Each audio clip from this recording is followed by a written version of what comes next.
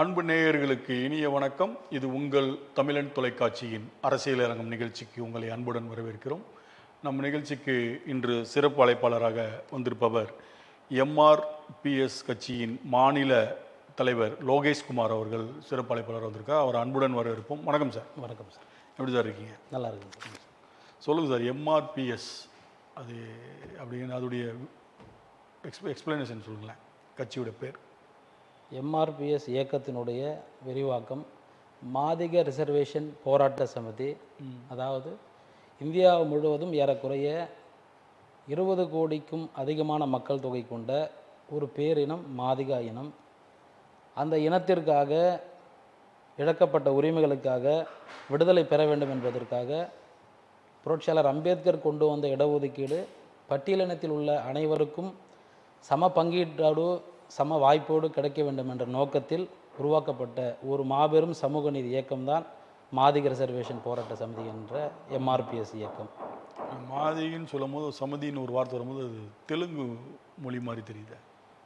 அகில இந்திய அளவில் பல்வேறு இயக்கங்கள் சமிதி என்ற அடிப்படையில் உருவாக்கியிருக்கிறார்கள். சமிதி என்பது ஒரு கூட்டு இயக்கம், ஒரு ஒருங்கிணைத்த மக்களை ஒரு பேரியக்கமாக இணைப்பதற்கு சமிதி என்ற ஒரு பொருள்படக்கூடிய விளக்கம் உள்ளது. இப்போ நீங்கள் இந்த கட்சி தமிழ்நாட்டில் மட்டும் இருக்கா இல்லை இந்தியா முழுவதும் இருக்கா? இந்தியா முழுவதும் எங்களுடைய இயக்கம் பத்மஸ்ரீ மந்தாகிருஷ்ண மாதிகா அவர் தலைமையில் ஏறக்குறைய 18 மாநிலங்களில் இயக்கம் சிறப்பாக செயலாற்றி கொண்டிருக்கின்றது. இன்றைக்கு இந்தியாவில் எந்தெந்த மாநிலங்களில் எல்லாம் பட்டியல் மக்கள், பட்டியலினத்தில் பின்தங்கியில் உள்ள மக்கள் பாதிக்கப்பட்டிருக்கின்றார்களோ அவர்களுக்காக, சமூக நீதிக்காக, சமத்துவ இடஒதுக்கீட்டிற்காக எங்களுடைய இயக்கம் தொடர்ந்து இந்தியா முழுவதும் பயணித்து கொண்டிருக்கின்றது. எவ்வளோ ஆண்டுகள் ஆகிவிட்டது இந்த இயக்கம் ஆரம்பிச்சு? ஏறக்குறைய 32 ஆண்டுகள் நிறைவடைந்திருக்கிறது இந்த இயக்கம் தொடங்கி. இந்த இயக்கம் எந்த நோக்கத்திற்காக தொடங்கப்பட்டதோ இறுதி வரை அந்த லட்சியத்தை வெற்றி பெறும் வரையில் எங்களுடைய தலைவர் மிக தீவிரமான போராட்டங்களை நடத்தி, மிக தீவிரமான முன்னெடுப்புகள், மாநாடுகளை நடத்தி இந்திய அரசியலில் ஒரு வரலாற்று சிறப்பான, ஒரு வரலாற்று திருப்புமுனையான ஒரு தீர்ப்பை கடந்த 2024 உச்சநீதிமன்றத்தில் பெற்றுத்தந்தார். அதன் அடிப்படையில் இன்றைக்கு பல்வேறு மாநிலங்களில் பட்டியலின இடஒதுக்கீடு என்பது விகிதாச்சார பிரதிநிதித்துவமாக வழங்கப்பட்டு வருகின்றது. தமிழகத்திலும் கூட பட்டியல் சமுதாயத்திற்கான இடஒதுக்கீட்டை விகிதாச்சார பிரதிநிதித்துவமாக வழங்கிட வேண்டும் என்று எங்களுடைய இயக்கம் தொடர்ந்து பல போராட்டங்கள், கருத்தரங்குகள், விழிப்புணர்வு கூட்டங்களை நாங்கள் நடத்தி கொண்டு வருகின்றோம். இப்போ நீங்கள் பட்டியலின மக்களுக்காக இந்தியா முழுவதும் போராடுறீங்க. தேர்தல் அரசியலை சந்திச்சிருக்கீங்களா? எங்களுடைய தலைவர் 2 முறை தெலுங்கானா மாநிலத்தில் நாடாளுமன்ற தொகுதியில் சுயேட்சையாக போட்டியிட்டிருக்கின்றார். நாங்கள் எந்த ஒரு அரசியல் கட்சியோடு இதுவரை கூட்டணி சேர்ந்து தேர்தலை சந்தித்தது இல்லை. முழுக்க முழுக்க எம்ஆர்பிஎஸ் என்ற இயக்கம் ஒரு சமூக சீர்திருத்த இயக்கமாக தொடர்ந்து கடந்த ஆண்டுகளில் செயலாற்றி கொண்டு வந்து கொண்டிருக்கின்றோம். தற்போது தேர்தல் அவசியம். இந்த சமூக சீர்திருத்த இயக்கம் தேர்தலில் பங்கெடுக்க வேண்டும் என்ற சூழல் கூட உள்ளதன் அடிப்படையில் எங்களுடைய அகில இந்திய தலைவர் பத்மஸ்ரீ மந்தாகிருஷ்ண மாதிகா அவர்கள் மகாஜன சோசியலிஸ்ட் என்ற கட்சியை நிறுவி இருக்கின்றார்கள். பத்மஸ்ரீ அப்படின்னு சொல்லும் போது அவருக்கு அந்த அங்கீகாரம் கொடுத்துருக்காங்களா, விருது கொடுத்துருக்காங்களா? மத்திய அரசு அரசியல் விவகாரங்களுக்காக எங்களுடைய தலைவருக்கு விருது வழங்கியிருக்கின்றது. நாட்டில் பல்வேறு உயரிய விருதுகள் என்பது வழங்கப்படுகின்றது. குறிப்பாக பத்மஸ்ரீ, பத்மபூஷன், பத்ம விபூஷன், பல்வேறு விருதுகள் கலைத்துறையில் உச்சபட்ச இருப்பவர்களுக்கு, கலைத்துறையில் இருப்பவர்களுக்கு, இலக்கிய துறையில் இருப்பவர்களுக்கு, பல்வேறு துறைகள் இருப்பவர்களுக்கு மத்திய அரசு என்பது அவர்களுடைய வரலாற்று நிகழ்வுகளை கௌரவித்து விருது வழங்குகின்றார்கள். எங்களுடைய தலைவர் அவருடைய போராட்டத்திற்காக, அவருடைய போராட்ட நடவடிக்கைகளுக்காக, அரசியல் விவகாரங்களுக்காக மத்திய அரசு நாட்டில் ஒருவருக்கு விருது வழங்கியிருக்கிறது என்று சொன்னால் அது எங்களுடைய தலைவர் அண்ணன் மந்தாகிருஷ்ண மாதிகா அவர்கள். எந்த ஆண்டில் அவருக்கு அந்த விருது கொடுத்தாங்க? கடந்த 2025ஆம் ஆண்டு வாங்கியிருக்காரு. அப்போ இந்த விருதுகள் கொடுக்குற அளவுக்கு அவர் ஒரு பெரிய ஒரு ஐடென்டிட்டியாக தான் அவர் இருக்கார். அப்படி இருக்கும் பட்சத்தில் மக்கள் மத்தியில் அவருடைய செல்வாக்கு எப்படி இருக்குது? இப்போ ஆந்திரா எடுத்துக்கிட்டலாம். இப்போ அவருடைய பூர்வீகம் ஆந்திரா இல்லையா? அப்போ அங்கே பெரிய லெவலில் இந்த இயக்கம் வளர்ந்துருக்கா? மிக எழுச்சியான ஒரு இயக்கம் மாநாடு என்று சொன்னால் அது எங்களுடைய இயக்கம் நடத்தக்கூடிய மாநாடு, வரலாற்றில் பதிவு பெறக்கூடிய மாநாடாக இருந்திருக்கின்றது. எங்களுடைய தலைவர் ஒரு தேதியை குறிப்பிட்டு இந்த நாளில் மாநாடு என்று சொன்னால் அந்த மாநாட்டிற்கு லட்சக்கணக்கான மக்கள் தானாக எழுச்சியாக வருவார்கள் என்பது வரலாறு. அவர் நடத்திய மாநாடு என்பது கடந்த ஏறக்குறைய ஒரு 15 மாநாடுகளை நடத்தி இருக்கின்றார். ஆந்திரா மாநிலத்தில் இயக்கம் உருவாகி இருந்தாலும் கூட இன்றைக்கு நாடு முழுவதும், குறிப்பாக தென்னிந்தியா முழுவதும் எங்களுடைய தலைவருடைய வரலாறு என்பது, தலைவருடைய தலைமை என்பது அனைத்து மாநிலங்களுக்கும் தேவைப்பட்டது. இன்றைக்கு தமிழ்நாடு மாநிலத்திலும் கூட இயக்கம் மிக சீரிய அளவில் சிறப்போடு செயலாற்றி கொண்டிருக்கின்றது. இப்போ தமிழ்நாட்டுக்கு நீங்கள் தான் தலைவர்? ஆமாம், நான் தான். இங்கே எவ்வளோ பேர் இருக்காங்க உங்கள் கட்சியில்?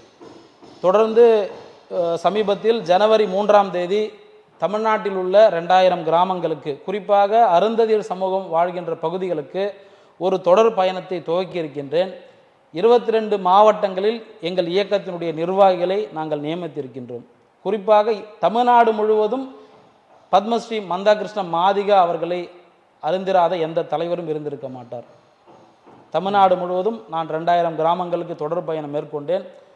தொடர்ச்சியாக எங்களுடைய களப்பணி என்பது அழுத்தமாக, அங்குலமாக, சிறப்பாக ஒரு எழுச்சியான தொடர்களை உருவாக்கி வந்து கொண்டிருக்கின்றோம். 22 மாவட்டங்களில் கட்சி என்பது கட்டமைப்போடு இருக்கின்றது. இப்போ 26 தேர்தல் நெருங்கிருச்சு, தமிழ்நாட்டில் நடக்க போகுது. இப்போ உங்களுடைய இந்த பார்ட்டி இயக்கம் யாருக்காவது ஆதரவு முன்னெடுப்பு எடுக்கிறீங்களா, இல்லை இந்த தேர்தல் எதுவும் போட்டியிடக்கூடிய வாய்ப்புகள் இருக்கா? என்ன நிலைப்பாட்டில் நீங்கள் இருக்கீங்க? நடைபெறக்கூடிய 2026 சட்டமன்ற தேர்தல் என்பது தமிழ்நாட்டில் ஏதோ விசேஷ தேர்தல் என்பது ஒன்றுமில்லை. இந்த தேர்தல் என்பது கடந்த தேர்தல்களை அடிப்படையாக கொண்டோம் என்று சொன்னால் ஏதோ மாற்றாக இந்த தேர்தல் என்பது பட்டியல் சமுதாய மக்களுக்கு, குறிப்பாக அருந்ததியர்களுக்கு எந்த ஒரு மாற்றமும் நிகழ்ந்துவிடப் போவதில்லை. ஏனென்று சொல்கிறேன் என்று சொன்னால், குறிப்பாக முதலாக 1952ஆம் ஆண்டு நடைபெற்ற முதல் பொது தேர்தலில் இருந்து 2021ஆம் ஆண்டு திராவிட மாடல் அரசு அமைக்கப்பெற்ற பிறகு, தமிழ்நாட்டினுடைய முதலமைச்சராக ஐயா தளபதியார் அவர்கள் பொறுப்பேற்ற பிறகு, ஏறக்குறைய இந்த 16 சட்டமன்ற தேர்தலில் எங்களுடைய அருந்ததியர் சமூகம் புறக்கணிக்கப்பட்டிருக்கிறது. ஏன் புறக்கணிக்கப்பட்டிருக்கின்றது என்ற கேள்வியை தொடர்ந்து நாங்கள் எழுப்பிக் கொண்டிருக்கின்றோம்.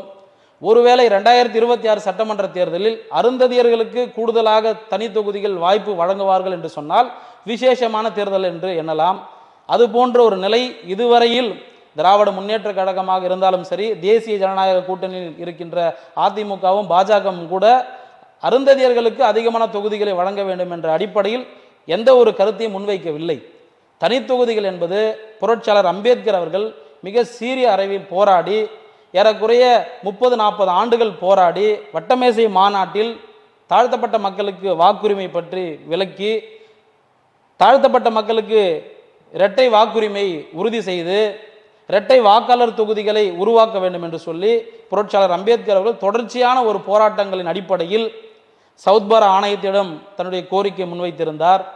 சைமன் கமிஷன் இந்தியாவுக்கு வருகை தந்தபோது அன்றைய காங்கிரஸ் அரசு, அன்றைக்கு காங்கிரஸ்காரர்கள் சைமனே வெளியே போ என்று சொன்னும்பொழுது புரட்சியாளர் அம்பேத்கரும் அன்றைக்கு சென்னை மாகாணத்தில் இருந்த நீதி கட்சியும் சைமன் குழுவை வரவேற்று இங்கே பட்டியல் பார்ப்பனர் அல்லாத மக்களுக்கான அநீதிகள் குறித்து அன்றைக்கு அறிக்கை சமர்ப்பித்தார்கள். அதுபோல புரட்சியாளர் அம்பேத்கர் அவர்கள் தொடர்ச்சியான போராட்டம், அன்றைக்கு ராயல் ஆணையம் இந்தியாவிற்கு வந்திருந்த போது ஸ்டெஃபோர்டு கிரிப்ஸ் தூதுக்குழு வந்திருந்தது. இந்த குழுக்கள் எல்லாம் புரட்சியாளர் அம்பேத்கர் பட்டியல் சமுதாய மக்கள் குறிப்பாக இந்தியாவில் மனிதர்களாக வாழ முடியாத சூழலில் இருக்கின்றார்கள், அவர்களுக்கு வாக்குரிமையும் இடஒதுக்கீட்டு உரிமையும் மிக நேர்த்தியாக எடுத்துரைத்தார். அதன் அடிப்படையில் 1932ஆம் ஆண்டு பாபா அம்பேத்கர் அவர்களுக்கும் காந்தி அவர்களுக்கும் ஏரவாடா சிறையில் ஏற்பட்ட ஒரு ஒப்பந்தம் தான் பூனா ஒப்பந்தம், 1932 செப்டம்பர் 24ஆம் தேதி. அந்த அடிப்படையில் தான் இன்றைக்கு நாட்டில் உள்ள அனைத்து பட்டியல் மக்களுக்கும் இடஒதுக்கீடு என்பது, தனி தொகுதிகள் போட்டியிடக்கூடிய வாய்ப்பு என்பது இருந்து வருகின்றது. முதலாக இரட்டை உறுப்பினர் தொகுதி நடைமுறையில் இருந்தது. தமிழ்நாட்டில் சென்னை மாகாணத்திலும் கூட 1962ஆம் தேர்தல் வரை இரட்டை உறுப்பினர் தொகுதி நடைமுறையில் இருந்தது. பிறகு தனி தொகுதிகளாக மாற்றப்பட்டது. தனி தொகுதிகள் வழங்கிய நோக்கம் என்பது, யாரெல்லாம் சிதறடிக்கப்பட்ட பட்டியலின மக்களாக இருக்கின்றார்களோ அவர்களை அரசியல் பிரதிநிதித்துவம் படுத்த வேண்டும் என்ற அடிப்படையில் தனி தொகுதிகளுக்கான வாய்ப்பு வந்தது. ஆனால் அந்த தனி தொகுதிகளில் தற்போது தமிழ்நாட்டில் 44 தனி தொகுதிகள் என்பது இருந்து வருகின்றது நடைமுறையில். இந்த 44 தனி தொகுதிகளில் எத்தனை பேர் அருந்ததியர்களுக்கு வாய்ப்பு வழங்கப்படுகிறது என்று சொன்னால் ஒவ்வொரு 5 ஆண்டுகளுக்கு ஒரு முறையும் 3 தனி தொகுதிகள் தான் வாய்ப்பு வழங்கப்படுகின்றது. இன்றைக்கு அருந்ததியர் சமூகம் என்று சொல்லப்படுகின்றவர்கள் தமிழ்நாடு முழுவதும் அனைத்து பிராந்தியத்திலும், அது மேற்கு மண்டலமாக இருந்தாலும் சரி, தென் மண்டலமாக இருந்தாலும் சரி, வடமண்டலமாக இருந்தாலும் சரி, குறிப்பாக சென்னையில் மட்டும் ஏறக்குறைய 15 லட்சத்திற்கும் அதிகமான மாதிகா இன மக்கள், அதாவது அருந்ததியர் இன மக்கள் வசித்து வருகின்றார்கள்.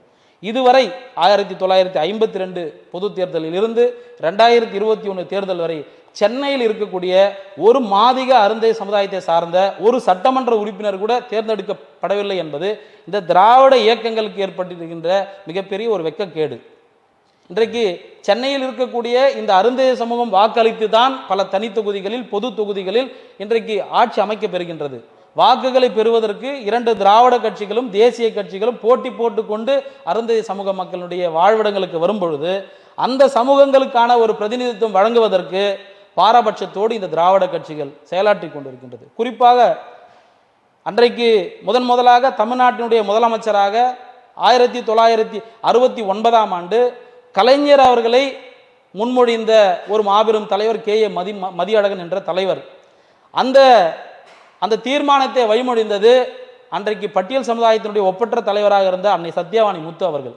ஆனால் அந்த சத்யவாணி முத்து அவர்களுக்கே துரோகம் இழுத்த தலைவர் தான் கலைஞர் அவர்கள். அருந்ததியருக்கு இடஒதுக்கீடுலாம் கொடுத்தது கலைஞர் தானுங்க.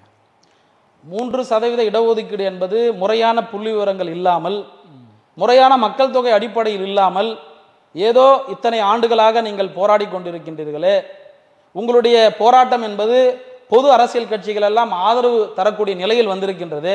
ஆகவே உங்களுக்கு முன்னுரிமை அடிப்படையில் மட்டும்தான் இடஒதுக்கீடு வழங்கப்பட்டது. நாங்கள் கேட்பது, தமிழ்நாட்டில் 76 ஜாதிகள் பட்டியலினத்தில் இருந்து வருகின்றது. நீங்கள் அத்தனை ஜாதிகளையும் கணக்கெடுப்பு செய்தீர்கள் என்று சொன்னால், அத்தனை ஜாதிகளும் கணக்கிட்டால் இந்த 76 ஜாதிகளில் 3 முக்கியமான சாதிகள், பறையர் என்றும் பல்லர் என்றும் அருந்ததியர் என்றும் 3 சாதிகள் இருக்குது.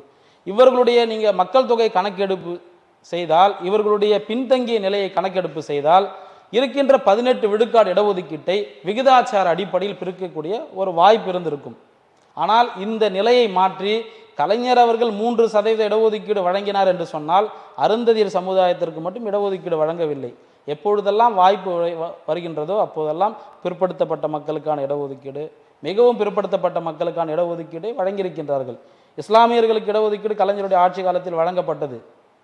புரட்சியாளர் அம்பேத்கர் அவர்கள் இந்திய அரசமைப்பு சட்டத்தை வடிவமைக்கும் பொழுது பட்டியல் சமுதாயத்திற்கு இடஒதுக்கீடு வழங்குவதற்கான விதிகளை, பல்வேறு சட்டங்களை கொண்டு வந்ததன் அடிப்படையில் தான் ஒரு நாட்டினுடைய முதலமைச்சர் அந்த சட்டத்தை நடைமுறைப்படுத்தக்கூடிய சூழல் உள்ளதே தவிர, ஏதோ கலைஞர் அவர்கள் அவர் சொந்தமான இந்த திட்டத்திலிருந்து இடஒதுக்கீடு வந்து கொண்டு வரவில்லை. இல்லை, நீங்கள் சொல்கிறது படி பார்த்தா அப்போ அதுக்கு முன்னாடி ஆண்டவங்க கிட்டத்தட்ட ஒரு 5-6 முதல்வர் இருக்காங்க. அவங்களாம் அந்த இடஒதுக்கீடு பண்ணல, அவர் தானே பண்ணார்.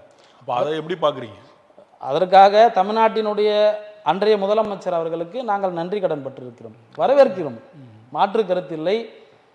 இயல்பாகவே கலைஞர் அவர்கள் ஒரு சமூக நீதி சிந்தனை கொண்டவர். எப்படி பார்ப்பனர் அல்லாத ஒரு இயக்கம் நீதி கட்சியில் மிக தீவிரமான போராட்டங்கள் முன்னெடுக்கப்பட்டதோ அந்த காலத்தில் இருந்து கலைஞர்களுடைய பார்வை என்பது ஒரு சமூக நீதி பார்வையோடு இருந்து வருகின்றது. ஆனால் நீதி கட்சியுடைய கொள்கை அப்படின்னு பார்த்தீங்கன்னா அந்த டைமில் அம்பேத்கருக்கு மிகவும் உதவியாக அந்த கட்சியோட கோட்பாடுகள்லாம் இருந்தது. தமிழகத்தில் அம்பேத்கருடைய சித்தாந்தங்கள் வந்து இங்கே போய் சேர்றதுக்கு அவங்க ஒரு முக்கிய காரணமாக இருந்தாங்க. அது உங்களுக்கு தெரியும்னு நினைக்கிறேன். நிச்சயம், உறுதியாக. அப்போ அந்த நீதி கட்சி தான் எதிர்காலத்தில் திமுகவாக அது உருமாறிச்சு இல்லையா? அப்போது வந்து அப்பையிலிருந்து இந்த அருந்ததியர், தலித், பட்டியலினத்தினர்களுக்கான போராடக்கூடிய கட்சிகளாகவே இந்த திராவிட கழகங்கள் அப்பையிலேருந்தே இருக்குது. இப்போ இருக்கிற சில அரசியல் மாற்றங்களால், சில விஷயங்களால இப்போ உங்களுக்கான விஷயங்கள் எந்த அளவுக்கு சாத்தியம் இல்லைன்றது வந்து மீண்டும் நீங்கள் தான் அது உண்டான சில வடிவமைப்புகளை உருவாக்கி அரசுக்கிட்ட உரிமையோடு கேட்கணும். அதாவது இப்போ இன்றைக்கு திராவிட முன்னேற்ற கழகத்தினுடைய தலைமையிலான கூட்டணிக்கு அதிகாரம் யார் கையில் உள்ளது என்று சொன்னால் தமிழ்நாட்டினுடைய முதலமைச்சர் கையில் உள்ளது. அதுபோல் தேசிய ஜனநாயக கூட்டணிக்கு யாரிடம் அதிகாரம் உள்ளது என்று சொன்னால் டெல்லியில் இருக்கக்கூடிய பாரதிய ஜனதாவும் அதிமுகவுக்கு அதிகாரம் இருக்குது. தமிழ்நாட்டில் ஏறக்குறைய 70 லட்சம் மக்கள் தொகை கொண்ட அருந்ததியர்கள், 70 லட்சம் பேர் இருக்காங்க. 70 லட்சம் மக்கள் தொகை கொண்ட அருந்ததியர்கள் இருக்கின்றார்கள். 2 லட்சத்திற்கு ஒரு தொகுதி என்று எடுத்துக்கொண்டாலும் கூட, அல்லது 3% இடஒதுக்கீட்டின் அடிப்படையில் கல்வி வேலைவாய்ப்பில் 3% இடஒதுக்கீடு அமலில் உள்ளது. நீங்கள் அரசியலுக்கும் 3% இடஒதுக்கீட்டை நீங்கள் அமல்படுத்தினால் குறைந்தபட்சம் 8 சட்டமன்ற உறுப்பினர்களாவது வருவார்கள். இந்த 8 தொகுதிகளை வழங்குவதற்கு தமிழ்நாட்டினுடைய முதலமைச்சர், திமுக தலைமையிலான கூட்டணியுடைய தலைவர் யாரிடம் அனுமதி பெற வேண்டும்? அவர் நினைத்தால் தாராளமாக கொடுத்து விடலாம். அவர் நினைத்தால் கொடுத்து விடலாம். ஆனால் இன்றைக்கு பட்டியல் சமுதாயத்தில் உள்ள பறையர் சமூக மக்களுக்கும் அருந்ததியர் சமூக மக்களுக்கும் பிளவை ஏற்படுத்த வேண்டும் என்ற நிலையில், இதே சூழ்நிலையில் தொடர்ந்தால் மட்டும்தான் இவர்கள் ஒன்று சேர மாட்டார்கள், இவர்கள் அடித்துக் கொள்வார்கள், இவர்கள் சகோதரத்துவமாக இருக்க முடியாது என்ற நிலையில் தமிழ்நாட்டினுடைய திராவிட கட்சிகள் சிந்தனை தொடர்ந்து இருந்து கொண்டு வருகின்றது. சரி, இப்போ மு.க. ஸ்டாலின் அவர்கள் இதை செய்யலை அப்படின்னு நீங்கள் சொல்கிறீங்க, ஓகே. இதுக்கு அப்போ எடப்பாடியார் அவர்கள், அம்மையார் அவர்கள் இது செஞ்சுருக்காங்களா? ஈக்குவலாக கொடுத்துருக்காங்களா அருந்ததியருக்கு இடம்? நாங்கள் 2 திராவிட கட்சிகளும் தான் எங்களுடைய குற்றச்சாட்டை சுமத்துகின்றோம். 2 திராவிட கட்சிகள் மீது விமர்சனம் உள்ளது. ஒவ்வொரு காலகட்டத்தில் 5 ஆண்டுகளுக்கு ஒரு முறை நடைபெறுகின்ற தேர்தல்களில் ஒரு 3 சட்டமன்ற தொகுதிகளில் வாய்ப்புகள் வழங்கப்படும். குறிப்பாக அன்றைக்கு எம்ஜிஆருடைய ஆட்சி காலத்தில் முதலாக ஒரு அருந்ததியருக்கு அமைச்சராக வழங்கப்பட்டது. பின்னால் 96 காலகட்டங்களில் அந்தியூர் தொகுதியில் போட்டிவிட்ட அந்தியூர் செல்வராஜ் ஐயா அவர்களுக்கு அமைச்சராக பதவி வழங்கினார்கள். பின்னால் அம்மையார் ஜெயலலிதா அவர்கள் தனபால் அவர்களுக்கு அமைச்சராகவும் அதே போல சபாநாயகர் பதவி வழங்கினார்கள். அது போதுமானதா? அந்த சபாநாயகர் வழங்கினது காரணம் உங்களுக்கு தெரியுமா? நிச்சயம் தெரியும்.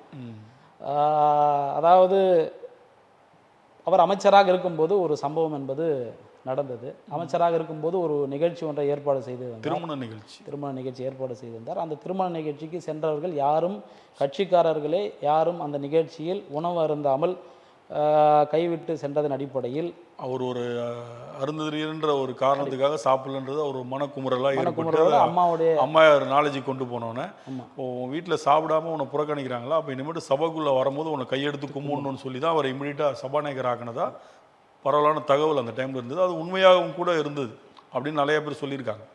அப்போ அவங்களுக்கான அங்கீகாரங்கள் அவங்களும் கொடுத்துருக்குறாங்க. இப்போ சபாநாயகர் என்பது மிகப்பெரிய ஒரு பொறுப்பு. முதல்வர் அவர்களே கரம் கூப்பி ஒரு வணக்கம் செஞ்சுட்டு உட்காரக்கூடிய அந்த பதவி. அப்போ நீங்கள் இடஒதுக்கீடு கம்மியாக இருக்குது. இப்போ உங்கள் இதில் பார்த்தீங்கன்னா பட்டியலினர் இருக்காங்க, தலித் இருக்காங்க, பறையர் இருக்காங்க, அருந்து இப்போ இவ்வளோ பேர் இருக்கும்போது இதில் மெஜாரிட்டி யார் இருக்காங்கன்றதை பார்த்து தானே டிவைட் பண்ணி அந்த சீட்லாம் ஒதுக்குவாங்க. இப்போ நீங்கள் 70 லட்சம் பேர்னா எதன் அடிப்படையில் 70 லட்சம் பேர் சொல்கிறீங்க? அதை தான் தமிழ்நாட்டினுடைய இன்றைய முதலமைச்சர், அவருக்கு நிறைய வாய்ப்புகள் இருந்தது. இந்த 5 ஆண்டுகளில் ஜாதி வாரி கணக்கெடுப்பை அவரால் நடத்தியிருக்க முடியும். ஜாதி வாரி கணக்கெடுப்பு இல்லாத பட்சத்தில் நீங்கள் 70 லட்சம் பேர் தமிழ்நாட்டில் இருக்கான்னு எதன் அடிப்படையில் சொல்கிறீங்க? இன்றைக்கு மேற்கு மாவட்டங்களில் அடர்த்தியாக மக்கள் இருக்கின்றார்கள், தென் மாவட்டங்கள் இருக்கிறார்கள். சென்னையில் மட்டும், சென்னை இந்த மண்டலத்தில் மட்டும் 15 லட்சத்திற்கும் அதிகமான மக்கள் இருக்கிறார்கள். நாங்கள் தமிழ்நாடு முழுவதும் சுற்றுப்பயணம் செய்கின்றோம். ஒவ்வொரு ஜாதி கட்சியும் மத கட்சியுமே எப்படின்னா 1.5 கோடி பேருன்னுவாங்க, இன்னொருத்தவங்க 1 கோடி பேர், இன்னொருத்தவங்க 80 லட்சம், இன்னொருத்தவங்க 2 கோடி பேர். இப்படி இவங்க கணக்கு சொல்கிறத பார்த்தீங்கன்னா மொத்தமே தமிழ்நாட்டில் 8 கோடி நியர்லி தான் பாப்புலேஷன் இருக்குது. அப்போ இவங்க சொல்கிற கணக்கெல்லாம் பார்த்தீங்கன்னா 12-13 கோடியை தாண்டி போகும். யார் சொல்கிறது உண்மை, யார் சொல்கிறது? தமிழ்நாட்டில் ஒட்டுமொத்த தலித் சமுதாயத்தினுடைய மக்கள் தொகை என்பது இன்றைக்கு ஏறக்குறைய 1 கோடி 80 லட்சம் இருப்பார்கள். இந்த 1 கோடி 80 லட்சத்தில் 70 லட்சம் பேர் அருந்ததியர். இன்றைக்கு பல்லர் சமுதாயத்திற்கும் அதான் எப்படி எதன் அடிப்படையில் பல்லர் சமுதாயத்திற்கும் ஜாதிவாரி கணக்கெடுப்பு எடுக்கலை அப்படின்ற பட்சத்தில் எதன் அடிப்படையில் நீங்கள் 70 லட்சம் அப்படின்றத ரொம்ப ஷார்ட்டாக சொல்கிறீங்க? 18 விழுக்காடு இடஒதுக்கீடு அன்றைக்கு மக்கள் தொகை அடிப்படையில் வைத்துக் கொள்ளும்போது இன்றைக்கு ஏறக்குறைய 18 விழுக்காடு இடஒதுக்கீடு 71ஆம் ஆண்டு நடைமுறைக்கு வந்தது. 71லிருந்து 54 ஆண்டுகள் நிறைவு பெற்று இருக்கிறது. அந்த அடிப்படையில் 1 கோடியே 80 லட்சம் பட்டியல் சமுதாயத்திற்கான மக்கள் தொகை என்னும்போது அதில் 3 பெரும் பிரிவுகளாக இருக்கின்ற அருந்ததியர்கள் தான் கூடுதலான மக்கள் தொகை இருக்கின்றார்கள் என்ற பரவலாக தமிழ்நாடு முழுவதும் பரவலாக பல புள்ளி விவரங்கள் தனியார் நிறுவனங்கள் நடத்திய புள்ளி விவரங்கள் தனியார் நிறுவனங்கள் நடத்திய. இப்போ நீங்கள் சொல்லும்போது உங்கள் தலைவர் ஆந்திராவில் பெரிய தவிர்க்க முடியாத சக்தின்னு சொல்கிறீங்க. இப்போ அங்கே எவ்வளோ பேர் அருந்தியருக்கு அங்கே இடஒதுக்கீட்டில் சீட்டு கொடுக்குறாங்க? தலைவர் தற்பொழுது தெலுங்கானா மாநிலத்தில் இருக்கின்றார். தெலுங்கானா மாநிலத்தில் தேர்தலில் போட்டியிடவில்லை என்று சொன்னாலும் கூட ஒரு எதிர்க்கட்சியாக தெலுங்கானா மாநிலத்தில் ஏதோ அருந்ததியர் என்று சொல்லக்கூடிய மாதிக சமுதாயத்திற்கு மட்டுமல்லாமல் அங்கே இருக்கக்கூடிய பிற்படுத்தப்பட்ட சமூகங்களுக்கு, சிறுபான்மையின சமூகங்களுக்கு பொருளாதாரத்தால் நலிவடைந்த அத்தனை பேருக்குமே ஒரு மிகப்பெரிய ஒரு சக்தியாக எங்களுடைய தலைவர் அங்கே இருந்து வருகின்றார். இதுவரையில் அவருக்கு எத்தனையோ வாய்ப்புகள், அவருக்கு நாடாளுமன்ற உறுப்பினராக போட்டியிடக்கூடிய வாய்ப்புகள், சட்டமன்ற உறுப்பினராக போட்டியிடக்கூடிய வாய்ப்புகள், மாநிலங்களவைக்கு செல்லக்கூடிய வாய்ப்பு, மத்திய அமைச்சராக மாநில அமைச்சராக பல வாய்ப்புகள் வந்தது. ஆனால் அத்தனை வாய்ப்புகளையுமே அவர் தந்தை பெரியார் அவர்கள் எப்படி அரசியலில் பங்கேற்காமல் அரசியலில் பதவிகளை பெறாமல் இருந்தாலோ அதுபோல் எங்களுடைய தலைவர் அரசியல் எந்த பதவிகள் விரும்பாமல் முழுக்க முழுக்க என்னுடைய சமுதாயத்திற்கு விகிதாச்சார இடஒதுக்கீடு நியாயமாக கிடைக்க வேண்டிய தொகுதிகள் கிடைக்க வேண்டும் என்று போராடினார். அதன் அடிப்படையில் தெலுங்கானா மாநிலத்தில் மொத்தமுள்ள தொகுதிகள் 119, தனி தொகுதிகள் 31 தொகுதிகள் இருக்கின்றது. அந்த 31 தொகுதிகளில் 29 தொகுதிகள் என்பது பட்டியல் சமுதாயத்திற்கான தனி தொகுதிகள், மீதி இருக்கின்ற தொகுதிகள் என்பது பழங்குடியினருக்கான தொகுதிகள். அந்த 29 தொகுதிகளில் 10 பேர் மொத்தமாக இருக்கிறது வந்து 31 வந்து 19 தனி தொகுதிகள் வந்து பட்டியல் சமுதாயத்திற்கு, 12 வந்து பழங்குடியினருக்கு. அந்த 19 வந்து 10 பேர் வந்து அருந்ததியர் என்று சொல்லக்கூடிய மாதிகா, 9 அப்படின்றது வந்து மாலா என்று சொல்லக்கூடிய பறையர். இது தெலுங்கானா மாநிலம். நீங்கள் கர்நாடகா மாநிலத்துக்கு போனீங்கன்னா அங்கே இருக்கிற மொத்தமாக தனி தொகுதிகள் வந்து 51 தனி தொகுதிகள். அதில் 36 வந்து பட்டியல் சமுதாயத்துக்கு, 7 வந்து அருந்ததியர் இருக்கிறாங்க, 10 வந்து மாலா என்று சொல்லக்கூடிய ஆதி திராவிடர் இருக்கிறாங்க, இதர வந்து தலித்துகள் இருக்கிறாங்க. அப்படியே ஆந்திரா மாநிலத்துக்கு வந்தீங்கன்னா அங்கே இருக்கிற மொத்த பட்டியல் சமுதாயத்துக்கான தனி தொகுதிகள் வந்து 36 தொகுதிகள் இருக்குது. 36 தொகுதிகளில் 29 தொகுதிகள் வந்து பட்டியல் சமுதாயத்திற்கு, 7 தொகுதிகள் வந்து பழங்குடியினருக்கு. அந்த 29ல் 15 வந்து அருந்ததி இருக்கிறாங்க, 14 வந்து ஆதி திராவிடர் இருக்கிறாங்க. இப்போ இந்த 3 மாநிலங்கள்லையும் பட்டியல் சமுதாயத்திற்கான தனி தொகுதிகள் எப்படி இருக்குங்கன்னா விகிதாச்சார அடிப்படையில் சமமாக இவர்கள் அங்கே வந்து 9 இருக்கிறாங்க. தெலுங்கானாவில் அருந்ததியர்னா ஆதி திராவிடர் வந்து 10 இருக்கிறாங்க. ஆந்திராவுக்கு வந்தோம்னா இங்கே 15 அருந்ததி இருக்கிறாங்க, 14 வந்து ஆதி திராவிடர் இருக்கிறாங்க. கர்நாடகாவுக்கு போனோம்னா அங்கே 7 அருந்ததி இருக்கிறாங்க, 10 ஆதி திராவிடர் இருக்கிறாங்க. அதுபோல் தமிழ்நாட்டில் ஏன் இல்லை? தமிழ்நாட்டில் மொத்தமாக 44 தனி தொகுதிகள் 1967ஆம் ஆண்டிலிருந்து நடைமுறையில் வருகின்றது. ஒரு தேர்தல் கூடவா அருந்ததியருக்கு ஒரு 10 தொகுதிகளை வழங்க வேண்டும் என்று 2 திராவிட கட்சிகளுக்கும் சிந்தனை என்பது வரவில்லை.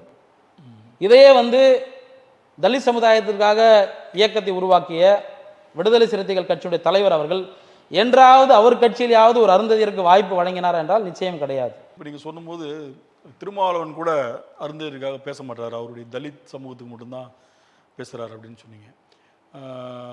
இதை வந்து எப்படி பார்க்குறீங்க?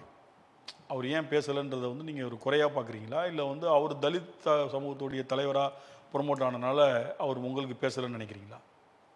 ஆரம்ப காலகட்டத்தில் ஒட்டுமொத்த தலித் மக்களுக்கான தலைவர் நான் என்று பட்டி தொட்டியெல்லாம் பேசிய தலைவர் அண்ணன் திருமாவளவன் அவர்கள். காலப்போக்கில் அவர் அரசியலில் பல மாற்றங்கள் அடைந்த பிறகு இந்த அருந்ததியர் சமூக மக்களை முன்னேற விடாமல் தொடர்ந்து இந்த மக்களுக்கு எதிரான நிலையில் இருந்தார் என்பது தெள்ள தெளிவான உண்மை. ஒரு சிறிய உதாரணம், 2024ஆம் ஆண்டு உச்சநீதிமன்றம் பட்டியலின இடஒதுக்கீட்டை வகைப்பாடு செய்து கொள்ளலாம் என்று வரலாற்று சிறப்புமிக்க தீர்ப்பு வழங்கிய போது இந்தியாவில் எத்தனையோ தலித் இயக்கங்கள் இருக்கின்றது, வடநாட்டு இயக்கங்கள், பல்வேறு தலித் இயக்கங்கள் இருக்கும்போது தமிழ்நாட்டை சார்ந்த விடுதலை சிறுத்தைகள் கட்சியுடைய தலைவர் மட்டும்தான் உச்சநீதிமன்றம் வழங்கிய தீர்ப்பை நிறுத்தி வைக்க வேண்டும் என்று சொல்லி உச்சநீதிமன்றம் வழங்கிய தீர்ப்பை ரத்து செய்ய சொல்லி உச்சநீதிமன்றத்தில் சீராய்வு மனு செய்தார்.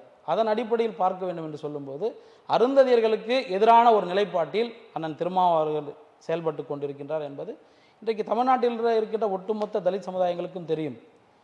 அவர் ஆரம்ப காலகட்டத்தில் நான் தலித் தலைவர் என்று சொன்னதன் அடிப்படையில் இன்றைக்கு அனைவருக்குமே, அது பல்லராக இருந்தாலும் அருந்ததியாக இருந்தாலும் பறையராக இருந்தாலும் எல்லாருக்கும் வந்து நீதி கிடைக்க வேண்டிய அடிப்படையில் பேசுகிறாரான்னா நிச்சயம் கிடையாது. அவர் முழுக்க முழுக்க ஒரு திராவிட இயக்கத்தினுடைய ஒரு பேச்சாளராக, திராவிட முன்னேற்ற கழகத்தினுடைய செய்தி தொடர்பாளராக மாறிட்டார். ஆரம்ப காலகட்டத்தில் அம்பேத்கருடைய அரசியலை பேசிட்டு வந்தவர் இன்றைக்கு நீங்கள் இந்தியாவிலே பாரதிய ஜனதா கட்சி வந்து எதிர்க்கக்கூடிய ஒரே இயக்கம் விடுதலை சிறுத்தை கட்சி, சொந்த சமூகமாக இருக்கக்கூடிய ஒரே வட்டத்தில் இருக்கக்கூடிய அட்டவணைப்படுத்தப்பட்ட ஜாதிகளினுடைய முன்னேற்றங்களுக்கு நீங்கள் தடையாக இருக்கக்கூடியவர்கள் எப்படி வந்து இந்தியாவிலே வந்து ஒரு பெரிய தேசிய கட்சி எதிர்க்கக்கூடிய தலைவராக உங்களை நீங்கள் அடையாளப்படுத்துவீங்க? இன்றைக்கி நீங்கள் சொல்கிற மாதிரி அவரை போய் செய்தி தொடர்பாளர்ன்றீங்க. அவர் ஒரு பெரிய ஒரு கட்சியின் தனி கட்சியின் ஆளுமை தலைவர். அவர் எதன் அடிப்படையில் நீங்கள் அப்படி சொல்கிறீங்க செய்தி தொடர்பாளர்னு சொல்லி? திராவிட கூட்டணியில் இருக்காரு, அந்த கூட்டணி தர்மத்துக்காக பேசுறது வழக்கம் தானே. அதை நம்ம எப்படி தேர்தலில் உடன்படிக்கை என்பது தேர்தலுக்கு ஏறக்குறைய ஒரு மாதத்துக்கு முன்பாக 2 மாதங்களுக்கு முன்பாக 2 கட்சிகளுக்கு உடன்படிக்கை என்பது ஏற்படும், கூட்டணி என்பது உறுதி செய்யப்படும். அந்த தேர்தல் காலங்களில் நீங்கள் அங்கம் வகிக்கக்கூடிய கட்சிக்கு அதனுடைய தலைமைக்கு ஆதரவாக நீங்கள் கருத்துக்கள் பேசுவது என்பது அந்த கூட்டணியுடைய தலைமை போட்டியிடக்கூடிய கூட்டணி கட்சிகள் போட்டியிடக்கூடிய தொகுதிகளை நீங்கள் பிரச்சாரம் செய்வது என்பது அரசியல் இயற்கை. ஆனால் திராவிட முன்னேற்ற கழகம் ஆட்சியில் அமைந்த பிறகு 5 ஆண்டுகளுக்கு முழுமையாகவும் நீங்கள் திராவிட முன்னேற்ற கழகத்துடைய ஆதரவு நிலைப்பாட்டில் இருந்திருக்கின்றது. திராவிட மாடல் என்று சொல்லக்கூடிய திராவிட அலைன்ஸ் தானே, அலைன்ஸ்ல உடைய இதில் அவங்க இருக்க தானே செய்வாங்க. கோட்பாடுகள் ஒத்துப்போது, பிரச்சனைகள் இல்லை. கிட்டத்தட்ட 10 ஆண்டுகளாக தொடர்ந்து இருக்காங்க. அவர் மட்டும் இல்லை, கம்யூனிஸ்ட் கட்சிக்கு இருக்காங்க, காங்கிரஸ் இருக்குது. அவங்க கூட்டணி அமைச்ச கட்சிங்க யாருமே பிரிஞ்சு போல, புதுசாக தான் சேர்றாங்க. அப்போ அந்த கோட்பாடுகள் அடுத்தடுத்து தேர்தல் சந்திக்கிறாங்கல்ல. ஒரு சட்டமன்றம் முடியுதுன்னா அடுத்து கவுன்சிலர் தேர்தல் ஒன்றா சந்திக்கிறாங்க. அப்புறம் பல்வேறு கிராமப்புற தேர்தல் அதை சந்திக்கிறாங்க. அடுத்து உடனே எம்பி தேர்தல் திரும்பி சட்டமன்ற தேர்தல். அப்போ அந்த கூட்டணி தொடர்ந்துகிட்டு இருக்கும்போது அவங்க எந்த இடத்துல தேர்தல் முடிஞ்சோன்னா எய்த்து பேசுறதோ திட்டி பேசுறதோ அந்த மாதிரி மற்ற கட்சி மாதிரி இல்லைல்ல. தீர்க்கப்படாத பல பிரச்சனைகள் தலித் சமுதாயத்துக்கு இருந்து வருகிறது. நிறைய குரல் கொடுத்துட்டு தானே இருக்காரு. நீங்க இதை செய்யுங்க, அதை செய்யுங்க. மேல்பாதி கோவில் தாழ்த்தப்பட்ட மக்கள் செல்ல முடியாத நிலை. திராவிட மாடல் அரசு காலனி என்ற ஒரு பெயரை நாங்கள் நீக்கி இருக்கின்றோம் என்ற ஒரு அறிவிப்பை செய்தார்கள். நீங்கள் ஆவணங்களில் கோப்புகளில் வேண்டும் என்று சொன்னால் காலனி என்ற பெயரை நீக்கிவிடலாம். ஆனால் இன்றைக்கு கூட 100 நாள் வேலை திட்டத்தில் பட்டியல் சமூக மக்கள் 1 நாள் வேலை செய்வார்கள், ஆதிக்க உயர் சாதி மக்கள் 1 நாள் வேலை செய்வார்கள். இன்றைக்கு கிராமப்புறங்களில் இருக்கக்கூடிய நியாய விலை கடைகளில் பட்டியல் சமூக மக்களுக்கு 1 நாள் பொருட்கள் வழங்கப்படும், ஆதிக்க உயர் சாதி மக்களுக்கு 1 நாள் வழங்கப்படும். ஏறக்குறைய 100 ஆண்டுகளுக்கு முன்பாக வழங்கப்பட்ட பஞ்சமி நிலங்கள் இன்றைக்கு தாழ்த்தப்பட்ட மக்களுக்கு வழங்கப்படாமலே, பிரித்து வழங்கப்படாமலே இருக்கின்றது. இந்த கருத்துக்களை எல்லாம் இதையெல்லாம் ஒரு அரசுக்கு எதிராக விசிக கட்சியுடைய தலைவர் ஏன் குரல் எழுப்பக்கூடாது? ஜாதி எங்கே ஒழுந்தி விட்டது? காலனி என்ற பெயரை நீக்கிவிட்டால் மனங்களில் மாற்றம் எப்படி ஏற்பட முடியும்? அதற்கான நிலை என்பது இன்னும் கூட பல கோயில்களில் தாழ்த்தப்பட்ட மக்கள் செல்ல முடியாத சூழல் உள்ளது. நிறைய இடம் சேஞ்சஸ் ஆகிட்டு தான் வருது. முழுமையாக ஒழிக்க முடியலனாலும் பல்வேறு இடங்களில் அதுக்குண்டான சாத்தியக்கூறுகள் நடைமுறையில் தானே இருக்குது. நீங்கள் ஒரு 50 ஆண்டுகள் பின்னோக்கி போய் பார்க்கும்போதும் இப்போ இருக்கிற ப்ரெசண்ட்டு பார்த்தீங்கன்னா நிறையா டிஃப்ரெண்ட் இருக்கும். அவர் காலத்தில் ரொம்ப மோசமாக இருந்தது, இப்போ இல்லைன்னு இல்லை, இருக்குது. அது முழுமையாக ஒழிக்கலை, அதில் மாற்று கருத்து இல்லை. ஆனால் ஒரு 80% ஒழிச்சிருப்பாங்கன்னு நம்ம சொல்லலாம். இன்னும் கிராமப்புறங்களில் இந்த ஆதிக்க ஜாதியினுடைய செயல்பாடு அதெல்லாம் இருக்க தான் செய்யுது. அது முழுமையாக ஒழிக்க முடியல. ஆனால் நம்ம 50 ஆண்டுகளுக்கு முன்பு இருந்ததை விட இப்போ பார்த்தீங்கன்னா மேல் நோக்கி தானே வந்துருக்கீங்க. படிப்பில், பதவிகளில், எல்லாத்துலேயுமே தலித் சமூகமும் சரி, அருந்ததி சமூகமும் சரி, விகிதாசார அடிப்படையில் முன்னேறி தான் வந்திருக்காங்க. அதை நீங்கள் எப்படி பார்க்குறீங்க? இது எல்லாம் எங்களுக்கு திராவிட கட்சிகள் வழங்கினார் என்று சொன்னால் அது அப்பட்டமான பொய். இந்திய அரசமைப்பு சட்டம் பட்டியல் சமூக மக்களுக்கு, பழங்குடியின மக்களுக்கு, பிற்படுத்தப்பட்ட மக்களுக்கு, சிறுபான்மையின மக்களுக்கு அனைவருக்குமான ஒரு சட்டமாக இந்திய அரசமைப்பு சட்டம் இருக்கின்றது. இந்திய சட்டம் எப்போ ஏற்றுனாங்க? அது இந்திய அரசமைப்பு சட்டம் 1949ஆம் ஆண்டு நவம்பர் 26ஆம் தேதி இந்திய அரசால் ஏற்றுக்கொள்ளப்பட்டு பிறகு முதலாக 1950 ஜனவரி 26ஆம் தேதி இந்திய அரசமைப்பு சட்டம் நடைமுறைக்கு வந்தது. பல்வேறு சரத்துகள் இன்றைக்கு நீங்கள் பட்டியல் சமுதாயம் சொன்னபடி அந்த 1950ஓட வந்துருச்சு. ஓகே, கிட்டத்தட்ட 50லேருந்து மற்ற விஷயங்கள், இடது ஒதுக்கீடு, சலுகைகள் இதெல்லாம் உடனே வந்துச்சா? வரல. 67ல் திமுக ஆட்சிக்கு வந்த பிறகு தான் பட்டியலினத்திற்கான அருந்ததிற்கான சட்டத்திட்டங்கள்லாம் இம்ப்ளிமெண்ட் பண்ணுறாங்க. படிக்கிறதுக்கு ஸ்காலர்ஷிப்பு, ஃபீஸ் கிடையாது, ஹாஸ்டல்ஸு, இவங்க முன்னேறணுன்றதுக்கான இவங்களுக்கான நிறையா சலுகைகள். கம்மி மார்க் எடுத்தாலும் அந்த கோட்டாவில் நீங்கள் உள்ளே வரலாம். இதெல்லாம் திராவிட கட்சிகள் தானே கொண்டு வருது. Not only. அப்போ நீங்கள் சட்டத்தினால இவங்க கொண்டு வந்தாங்கன்னா அப்போ ஏற்கனவே 17 ஆண்டுகள் ஆண்ட காங்கிரஸ் கட்சி அதை செய்யவே இல்லையா? அந்த சட்டத்தை நீதி கட்சி ஆட்சியில் இருக்கும்பொழுதே வகுப்பு வாரி பிரதிநிதித்துவம் என்பது நடைமுறையில் இருந்தது. அன்றைக்கு 1928ஆம் ஆண்டு சுப்பராயன் என்பவர் முதலமைச்சராக இருக்கும்போது, சுயராஜ்ய கட்சியினுடைய ஆட்சியில் இருக்கும்போது முத்தையா முதலியார் என்பது ஒரு தீர்மானத்தை கொண்டு வந்தார். அந்த 21ல் கொண்டு வரப்பட்ட தீர்மானம் 1928ல் இறுதி வடிவம் பெற்றுச்சு. பிறகு 35ல் பெரியார் உள்ளிட்ட தலைவர்கள் எல்லாம் அன்றைக்கு நீதி கட்சி, சுயமரியாதை இயக்கம், திராவிட கட்சிகள் எல்லாம் மிகப்பெரிய அளவில் அந்த திட்டத்தை கொண்டு வர முயற்சி செய்தார்கள். மாற்று கருத்து இல்லை. எங்களுக்கு ஏற்பட்டிருக்கின்ற இழுக்கு என்பது, ஏற்பட்டிருக்கிற ரணம் என்பது பெரிதாக இருக்கும் பொழுது வழங்கக்கூடிய சலுகைகள் என்பது சிறிதளவே இருக்கின்றதே தவிர நிரந்தரமான ஒரு தீர்வு பட்டியல் சமுதாயத்தில் இருக்கக்கூடிய 3 சமூக மக்களும் ஒருமித்து ஒன்றே செயல்படுவதற்கு தடையாக இருக்கின்றது இன்றைக்கு இடஒதுக்கீடு. இன்றைக்கு ஜாதிவாரி கணக்கெடுப்பு நடத்துறதுக்கு முதலமைச்சருக்கு நல்ல வாய்ப்பு வந்தது. ஆனால் அவர் மத்திய அரசு மேலே குறை சொல்லி மத்திய அரசுடைய அனுமதி கொடுத்தா மட்டும்தான் ஜாதிவாரி கணக்கெடுப்பு நடத்த முடியும்னு சொன்னார். ஆனால் இன்றைக்கு பீகார் அரசு, நிதிஷ்குமார் தலைமையிலான அரசு வந்து அங்கே ஜாதிவாரி கணக்கெடுப்பு நடத்தி அங்கே வந்து இடஒதுக்கீடு விஷயங்களையும் மத்திய அரசு அனுமதியோடு தான் நடத்தினாங்க. அதாவது பாட்னாவினுடைய உயர்நீதிமன்றம் தலைமை நீதிபதி சந்திரன் அவர்களும் நீதிபதி பார்சசாதி அவர்களும் மிக சிறப்பான தீர்ப்பை வழங்கியிருக்கிறார்கள். ஜாதி வாரியான கணக்கெடுப்பு மாநிலங்களுக்குள்ளே நடத்துவதற்கு மாநிலத்திற்கு அதிகாரம் உள்ளது. ஆனால் இடஒதுக்கீடு 50 விழுக்காடு உச்சபட்ச நிலையை தாண்டும் போது கூடுதலான இடஒதுக்கீடு நடத்தக்கூடிய அந்த அரசாணைக்கு மட்டும்தான் எதிர்ப்பு தெரிவித்தார்கள். இன்றைக்கு கர்நாடக அரசு 2 முறை ஜாதிவாரி கணக்கெடுப்பு நடத்தியிருந்தார்கள். இதற்கு முன்பு சித்தராமையா அவர்கள் 2015 ஒரு முறை நடத்தியிருந்தார். சமீபத்தில் இப்போது ஜாதிவாரி கணக்கெடுப்பு நடத்தப்பட்டிருக்குது. தெலுங்கானா மாநிலத்தில் ஜாதிவாரி கணக்கெடுப்பு நடத்தப்பட்டிருக்குது. பட்டியல் சமுதாய மக்களுக்கு இடஒதுக்கீடு 3 குரூப்பாக பிரிச்சிருக்கிறாங்க. தெலுங்கானா மாநிலத்தில் மொத்தமாக 15 விழுக்காடு இடஒதுக்கீடு, பட்டியல் சமுதாயத்துக்கான இடஒதுக்கீடு. ஜாதிவாரி கணக்கெடுப்பு நடத்தப்பட்ட பிறகு ஏறக்குறைய ஒரு 15 துணை கேள்விகள் கேட்டாங்க. அந்த கேள்வியின் அடிப்படையில் பின்தங்கி இருக்கின்ற மக்களுக்கு இடஒதுக்கீடு வழங்க வேண்டும் என்ற அடிப்படையில் 15% இடஒதுக்கீட்டை 9% ஒரு பிரிவினருக்கும், 5% ஒரு பிரிவினருக்கும், 1% ஒரு பிரிவினருக்கும் பிரித்து கொடுத்துருக்குறாங்க. ஆந்திரா மாநிலத்திலையும் அதே போல் 15% இடஒதுக்கீட்டை 6.5% ஒரு பிரிவினருக்கும், 7.5% ஒரு பிரிவினருக்கும், 1% ஒரு பிரிவினருக்கும் கொடுத்துருக்குறாங்க. கர்நாடகா மாநிலத்தில் 17% பட்டியல் சமுதாயத்துக்கான இடஒதுக்கீடு. அதே போல் அந்த மாநிலத்தில் 6% ஒரு பிரிவினருக்கு, அருந்ததியருக்கு, 6% மாலாக்கு, 7% 5% வந்து பிற்படுத்தப்பட்ட அதாவது இதர தலித்துகளுக்கு வந்து கொடுத்துருக்குறாங்க. அப்போ இது போல் இந்த மாநிலங்களெல்லாம் செய்யும்போது தமிழ்நாடு அரசு ஏன் செய்யலைன்ற கேள்வி எங்களுக்குள்ளே எழும் இல்லை. நீங்கள் தான் இந்தியாவிலேயே சமூக நீதி பேசுகிற மாநிலம்னு சொல்கிறீங்க, திராவிட மாடல் ஆட்சி, இந்தியாவிற்கு முன்மாதிரியான மாநிலம்னு சொல்லும்போது இந்த மாநிலத்தில் தானே முதல்ல ஜாதிவாரி கணக்கெடுப்பு நடத்தியிருக்கணும். ஆனால் நீங்கள் நடத்தாததுக்கு மத்திய அரசு மேலே குறை சொல்கிறீங்க. ஆனால் அந்த மாநிலங்களில் மாநில அரசே அதுக்கான நிதியை ஒதுக்கீடு, பட்ஜெட்டில் நிதியை ஒதுக்கி செஞ்சுருக்கிறாங்க. இப்போ திமுக அரசு உண்மையாகவே ஒரு ஜாதிய ஒரு சாதிய உயர் வகுப்பினருக்கான ஒரு கட்சி என்பது என்னால் அப்பட்டமாக சொல்ல முடியும். எப்படி பாஜக ஒரு ஆரிய சமுதாயத்திற்காக ஒரு பார்ப்பனியருக்கான பாஜக காங்கிரஸ் எப்படி வந்து நம்ம சொல்கிறோமோ, அதுபோல் தமிழ்நாட்டில் இருக்கிற திராவிட முன்னேற்ற கழகம் ஒரு ஜாதிய இந்துத்துவா கட்சி என்பது உண்மை. எப்படி இந்துத்துவா கட்சின்னு சொல்றீங்க? எப்பொழுதெல்லாம் பட்டியல் மக்களுக்கு அநீதி நடைபெறுகின்றதோ, எப்பொழுதெல்லாம் பட்டியல் உயர் ஜாதிகளுக்கு கலவரம் நடைபெறுகின்றதோ, அப்போதெல்லாம் திராவிட முன்னேற்ற கழகம் ஆதரவாக இருந்தது உயர் ஜாதிக்கு தான், ஆதிக்க இந்துக்களுக்கு தான் ஆதரவாக இருந்திருக்குது. எந்த இடத்துலையுமே பட்டியல் சமுதாயத்திற்கு ஆதரவாக இருந்ததில்லை. இன்றைக்கு கூட நாங்கள் அருந்ததி சமுதாயத்தினுடைய இயக்கம் அருந்ததியர் என்ற பெயரில் இருந்தாலும் கூட ஒட்டுமொத்த தலித்துகள் நாங்கள் ஓரணியில் செய்யறதுக்கு தயாராக இருக்கிறோம். பட்டியல் சமூகத்துக்கு ஆதரவாகவே இல்லைன்னா திருமாவளவன்லாம் எப்படி அவங்க கூட இருப்பாங்க, மற்ற கட்சிக்காரங்களாம் எப்படி இருப்பாங்க? நிறையா தலித் அமைப்புகள் ஆதரவு கொடுத்துட்டு இருக்கு. அருந்ததியர்லேயே சில பிரிவுகள் அமைப்புகள் இருக்காங்க தமிழ்நாட்டில், அவங்களும் ஆதரவு கொடுத்துருக்காங்க. இப்போ நீங்கள் சொல்கிற மாதிரி அவர் மொத்தமாக அவர் தவறு செஞ்சிருந்தா இவங்களாம் அவர் கூட போக மாட்டாங்கல்ல. தேர்தல் நேரங்களில் ஆதரவு வழங்குவது என்பது வேறு. தேர்தல் நேரங்களில் எங்களுக்கு வந்து தொகுதிகளில் வந்து இன்றைக்கி திமுக வந்து தேர்தலை வெற்றி பெறுறதுக்கு பிரகாசமாக இருக்கின்ற சூழல் உள்ளது.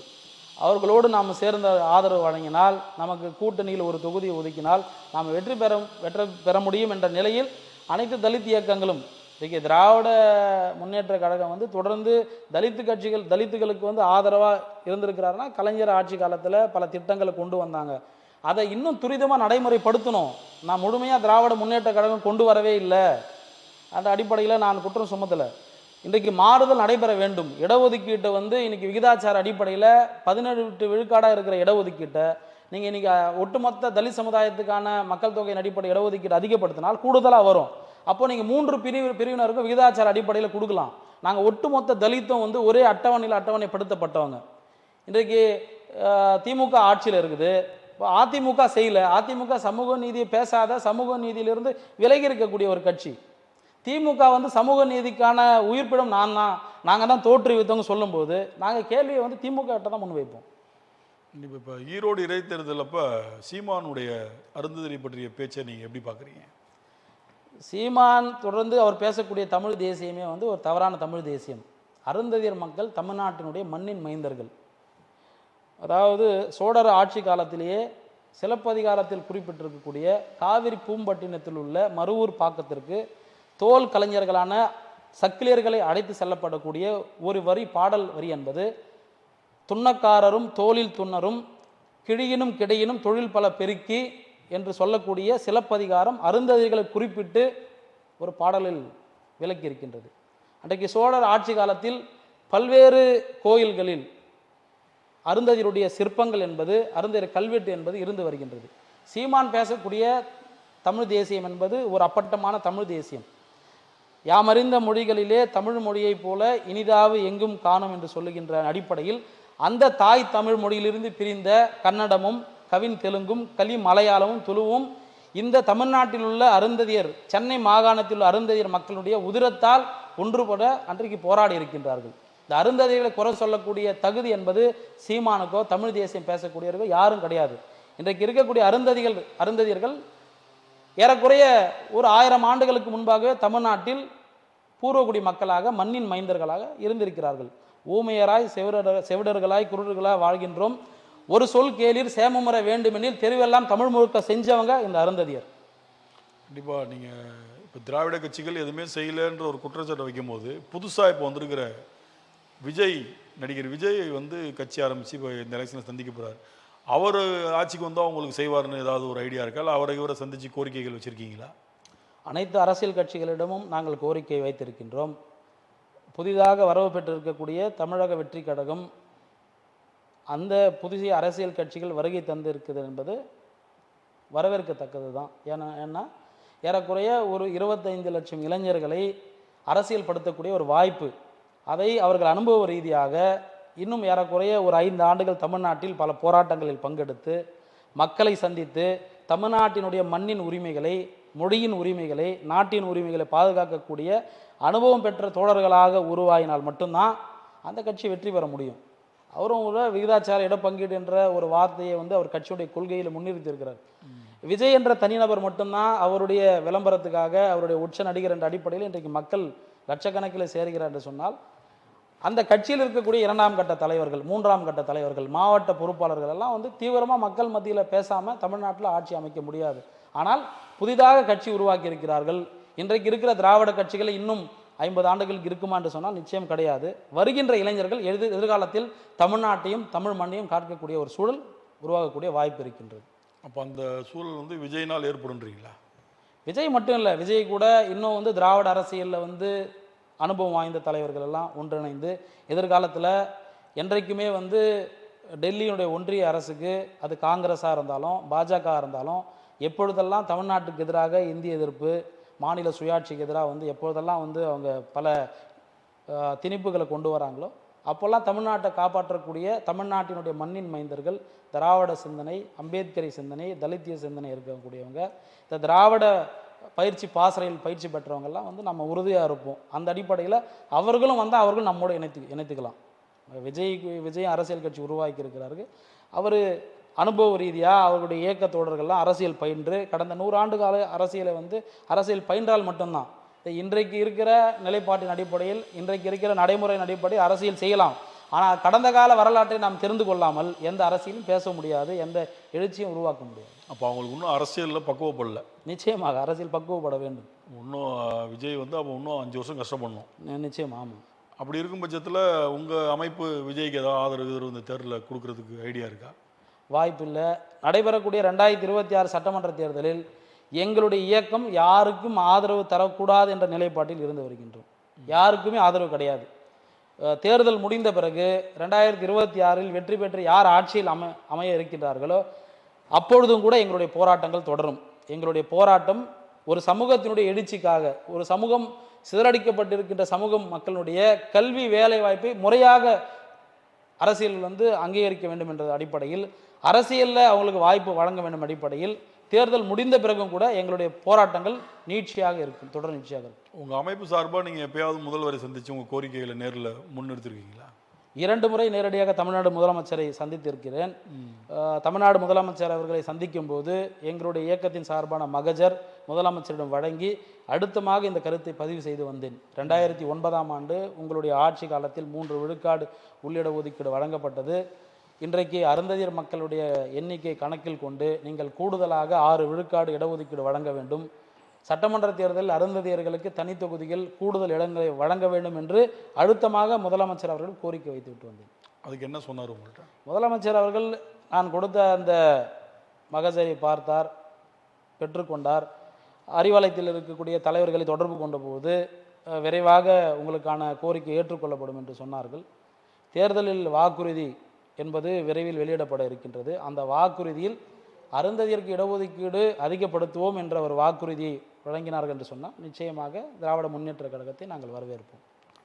அதே போல் எதிர்க்கட்சி தலைவர் எடப்பாடி அவர்களை சந்தித்து இதே கோரிக்கையை முன்னிறுத்தி கொடுத்துருக்கீங்களா? சட்டமன்றத்தில் பேச சொல்லி ஏதாவது? எடப்பாடியாரை நேரடியாக சந்திக்கவில்லை. அஇஅதிமுக கட்சியினுடைய தலைவர்களை சந்தித்து அவருடைய கோரிக்கைகளை அவர்கள் வழங்கியிருக்கின்றோம். தமிழகத்தில் அருந்ததியருக்காக போராட்டங்கள் எவ்வளோ பண்ணியிருக்கீங்க? எவ்வளோ பெரிய போராட்டங்கள்லாம் நடத்தியிருக்கீங்க? சமீபத்தில் மிக ஏறக்குறைய ஒரு 10 மாவட்டங்களில் மாவட்ட தலைநகரங்களில் போராட்டம் நடத்தி வந்தோம். சென்னையில் கூட ஒரு பெரிய ஒரு போராட்டத்தை நடத்தினோம், கருத்தரங்களை நடத்தினோம். எங்களுடைய இயக்கம் ஏறக்குறைய தமிழ்நாட்டில் ஒரு 23 ஆண்டுகளாக தொடர்ந்து செயல்பாட்டில் இருக்கின்றது. என்னுடைய தலைமையில் இன்றைக்கு தமிழ்நாடு முழுவதும் இருக்கின்ற அருந்ததி சமூக மக்களை பக்குவப்படுத்துவதோடு அவர்களை அரசியல்படுத்த வேண்டும் என்ற நோக்கத்தோடு நாங்கள் செயலாற்றி கொண்டிருக்கின்றோம். தமிழ்நாட்டில் எவ்வளோ மெம்பர் இருக்காங்க? ஒவ்வொரு மாவட்டத்திலையும் ஆனால் 22 மாவட்டத்தில் கட்சி கட்டமைப்பு இருக்குது. இன்றைக்கு பல தோழர்கள் நீங்கள் மாநாடு நடத்தலாம் தானே, மாநாடு நடத்தி நீங்கள் இத்தனை மக்கள் தொகை இருக்கிறாங்கன்றதை நீங்கள் காட்டலாம் தானே, உங்கள் கட்சிக்கு இவ்வளோ பேர் உறுப்பினர்கள் இருக்கிறாங்க காட்டலாம் தானே. மாநாடு என்பது தேர்தலுக்கு முன்பாக நடத்தப்படக்கூடிய மாநாடு என்பது எந்த ஒரு ஜீவாதாரணமான மாநாடு கிடையாது. ஆனால் மாநாடு எப்படி இருக்க வேண்டும் என்று சொன்னால் நம்முடைய கோரிக்கைகளை, ஒரு சமூகத்தினுடைய கோரிக்கைகளை, நலிவடைஞ்ச மக்களுடைய கோரிக்கைகளை பிரதிபலிக்கக்கூடிய திட்டமாக மாநாடு இருக்க வேண்டுமே தவிர ஏதோ மக்கள் அணி திரட்டி இந்த மாநாட்டில் இத்தனை லட்சம் மக்கள் கலந்துக்கினாங்க, இந்த மக்கள் அடிப்படையில் எங்களுக்கு வாய்ப்பு வழங்குகின்றது கேட்குறது ஒரு சமூகத்தினுடைய பாதுகாப்புக்காக, சமூகத்தின் நீதிக்காக இருக்கு. இப்போ எதிர்கால திட்டம் அல்ல உங்கள் அமைப்போட எதிர்கால திட்டம், நாங்கள் மிக தீவிரமாக தமிழ்நாட்டில் அழுத்தமாக இன்னும் போராட்டங்களை முன்வைக்க இருக்கின்றோம். இடஒதுக்கீட்டு சம பங்கீட்டோடு பட்டியல் சாதியில் உள்ள அனைவருக்கும் வழங்க வேண்டும். தனி தொகுதிகளில் எப்படி இன்றைக்கு 44 தனி தொகுதிகளில் 25 பேர் பறையர் இருக்கிறாங்க, 14 பேர் பல்லர் இருக்கிறாங்க. அருந்ததியரை விட மக்கள் தொகையில் 2 பேருமே சரிசமமான மக்கள் தொகை தான். அவங்க மட்டும் 25 பேர் பறையர் இருக்கிறாங்க எம்எல்ஏங்க, 14 பேர் பல்லரில் எம்எல்ஏ இருக்கிறாங்க. அருந்ததியரில் 3 பேர் தான் இருக்கிறாங்க. பறையரும் பல்லரும் சட்டமன்றத்தில் பேசுகிறாங்க, அருந்ததியர் இன்னும் நடுவீதியில் நின்று போராடிட்டு இருக்கிறோம். அருந்ததிய சமூக மக்களுடைய கிராமங்களுக்கு நீங்கள் சென்று பார்த்தீங்கன்னு சொன்னால் நிரந்தர வீடு இல்லை, வீடுகளுக்கு பட்டா இல்லை, சுடுகாடு 2 சுடுகாடாக, ஊர் சுடுகாடு சேறு சுடுகாடாக இருக்குது. அந்த சுடுகாட்டில் புதைக்கிறதுக்கு இடம் இல்லை, சுடுகாட்டில் அந்த பணத்தை கொண்டு போகிறதுக்கு மயான பாதை இல்லை. இந்த சூழலில் அருந்ததிய சமூகம் இருக்குது. அப்போ இது எந்த வகையில் நீதி என்ற அடிப்படை நாம் எடுத்துக்கொள்ளப்படும்? இதெல்லாம் நீங்கள் ஒரு அதிகாரத்துக்கு வரும்போது தானே இதை மாற்ற முடியும். நீங்கள் இயக்கமாக இருக்கிறத விட ஒரு அரசியல் கட்சியாக ஆக்கி தேர்தலை சந்தித்து அதில் வெற்றி பெற்று போனால் தானே அந்த மக்களுடைய பிரதிநிதியாக நீங்கள் சட்டமன்றத்திலையோ பாராளுமன்றத்திலையோ பேச முடியும். விரைவாக அதற்காக தான் எங்களுடைய அகில இந்திய தலைவர் பத்மஸ்ரீ மந்தாகிருஷ்ண மாதிகா அவர்கள் மகாஜன சோசியலிஸ்ட் என்ற கட்சியை உருவாக்கி இருக்கிறார். அகில இந்திய அளவில் மிகப்பெரிய ஒரு அரசியல் திருப்பத்தை புரட்சியாளர் அம்பேத்கர், மாநியர் காஞ்சிராமன் அவர்களுடைய அரசியல் நிலைப்பாட்டை அரசியல் வழிகாட்டிகளாக கொண்டு தலித் சமுதாய மக்களை ஆட்சி அதிகாரத்திற்கு கொண்டு வர வேண்டும் என்ற ஒரு சிறந்த திட்டத்தை வைத்திருக்கின்றார். தமிழ்நாட்டில் இன்றைக்கு திராவிட முன்னேற்ற கழகம் ஆட்சியில் இருக்கின்றது. மீண்டும் மீண்டும் நான் அதை கட்சியை ஏன் குறிப்பிட்றேன்னா, சமூக நீதி கட்சின்னு சொல்லும்பொழுது அந்த கட்சியில் இன்றைக்கு பட்டியல் சமுதாயம் அருந்ததியருக்கு விட்டுருங்க, பட்டியல் சமுதாயத்திற்கான தலைவர்களுக்கு எவ்வளோ பேருக்கு அமைச்சரவையில் வாய்ப்பு கொடுத்துருக்குறாங்க. இப்போ இந்தி திணிப்புக்காக போராடினாங்க அப்படின்னா இன்றைக்கு இருக்கிற திராவிட முன்னேற்ற கழகத்தின் குடும்பம் மட்டும் இந்தி திணிப்புக்காக போராடல. 1938 இந்தி திணிப்புக்காக போராட்டம், 1964 நடராஜன் தாளமுத்து அவர்கள் 38 போராட்டம், 64 சென்னையில் சிவலிங்கம் உயிரிழந்தார், விருகம்பாக்கத்தில் அரங்கநாதன் உயிரிழந்தார், கோவையில் பீலமில்ல தண்டபாணி உயிரிழந்தார். இன்றைக்கு திராவிட முன்னேற்ற கழகம் இந்தி திணிப்பு எதிர்ப்பண்ணாலும் எங்கள் குடும்பம் மட்டும்தான், மாநில சுயாட்சி மட்டும் எங்கள் குடும்பம் மட்டும்தான் அடிப்படையில் பேசுறது நியாயம் கிடையாது. எந்த இடத்துல அப்படி பேசியிருக்காங்க? தொடர்ந்து இப்போது அந்த அடிப்படையில் தானே இன்றைக்கு திமுக ஒரு குடும்ப கட்சியாக, ஒரு குடும்பம் மட்டும்தான் ஆட்சி செய்யக்கூடிய நிலையில் இருக்கிறாங்க. இப்போது அவர் நாட்டினுடைய ஒரு துணை முதலமைச்சரா, தமிழ்நாட்டினுடைய துணை முதலமைச்சரா, இன்றைக்கு திமுகவினுடைய குடும்பத்தை தாண்டி திமுகவாக உடைச்சவங்க, பல 50 ஆண்டுகளாக உயிர் தியாகம் செஞ்சவங்க, இன்றைக்கு குடும்ப சூழலில் வந்து நடுத்தெருவுக்கு வந்தவங்க, கட்சிக்காகவே தன்னுடைய தீக்கரை ஆக்கிட்டு வந்து மாய்ந்தவங்க, அவங்களுக்கெல்லாம் கொடுத்துருக்குறீங்களா? முதலமைச்சருக்கு பிறகு அவருடைய மகன் துணை முதலமைச்சராக வர முடியுது. மக்களால் தேர்ந்தெடுக்கப்பட்டவர் தானே, குறுக்கோளியில் வரல. இப்போ ஓபிஎஸ்க்கு திடீர்னு கூப்பிட்டு அம்மையார் கொடுத்த முதல்வர் பதவி மாதிரியோ, எடப்பாடிக்கு கொடுத்த முதல்வர் பதவி மாதிரியோ கிடையாது. மக்களை போய் சந்திக்கிறாங்க, மக்கள் வேணும்னா எடுத்துக்க போறாங்க, வேணாம்னா அவங்கள தோக்கடிக்க போறாங்க. மக்களால் தேர்ந்தெடுக்கப்பட்டு வந்தவங்க தானங்க. திராவிட எந்த முன்னேற்ற கட்சியில குடும்ப அரசியல் இல்ல. திராவிட முன்னேற்ற கழகத்தை அதிமுகவோடு நான் தொடர்பு படுத்தவில்லை. திமுக நாங்கள் சமூக நீதி கட்சி என்று சொல்கின்றது. அதிமுக நாங்கள் சமூக நீதி கட்சின்னு சொல்லல. சமூக நீதியினுடைய பிறப்பிடம் நாங்க தான் சொல்றோம், திமுகன்னு சொல்றாங்க. சமூக நீதியை நாங்க தான் உருவாக்கணும்னு சொல்றாங்க. திராவிடத்தை என்ற வார்த்தைக்கு வந்து விளக்கமே நாங்க தான் கொடுத்தோன்னு சொல்றவங்க நீங்க செய்யலன்றத உங்களை தான் நாங்க வந்து விமர்சனத்துக்கு உள்ளாக்குறோம். கண்டிப்பா இவ்வளவு நேரம் உங்களுடைய பொன்னான நேரத்தை ஒதுக்கி பல்வேறு கருத்துக்களை நம்மிடம் பகிர்ந்தீங்க. உங்களுடைய இயக்கத்தை பற்றியும் சில அரிய தகவல் சொல்லியிருக்கீங்க. இவ்வளவு நேரம் எங்களோட இருந்ததுக்கு உங்களுக்கு நன்றி. நன்றி, வணக்கம்.